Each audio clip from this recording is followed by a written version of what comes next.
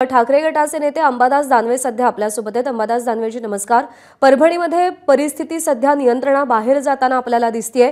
आंदोलक आक्रमक झालेत, तोडफोड केली जाते, जाळपोळ केली जाते। नाही, मी आता संजय जाधव जे आमचे खासदार बोलले तशीच माझी भूमिका राहील, कारण या घटनेचा करावा तेवढा निषेध कमीच आहे।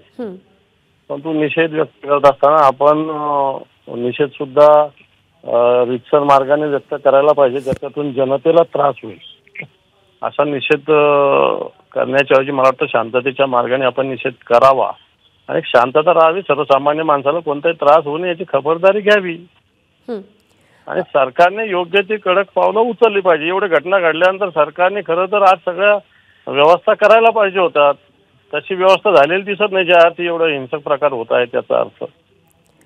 अंबादास दानवेजी, सचिन खरात यांनी काही वेळापूर्वी माझाला प्रतिक्रिया दिली आणि त्यांचं असं म्हणणं होतं की राज्यात भाजपचं सरकार आलं की अशा प्रकारच्या घटना वाढताना दिसतात। तुम्हाला यामागे काही राजकीय अँगल दिसतोय का? काय राजकीय अँगल याच्यात? राज्य घटनेचा, संविधानाचा ज्यांनी अपमान केला याच्यात ज्यांनी केला तो द्रोहीच आहे ना। संविधान द्रोही आहे, लोकशाहीच्या विरोधातला आहे तो व्यक्ती। याच्यात भाजपचा काही संबंध आहे किंवा चांगली आशा होतात असं म्हणणं नाही। आता जनतेनं उत्स्फूर्त प्रतिक्रिया दिलेल्या आहे, परंतु मला असं वाटतं या प्रतिक्रिया शांततेच्या मार्गाने असतं तर आणखी चांगलं झालं असतं। ठीक आहे। अंबादास दानवेजी, हिवाळी अधिवेशन अवघ्या काही दिवसांवर आहे।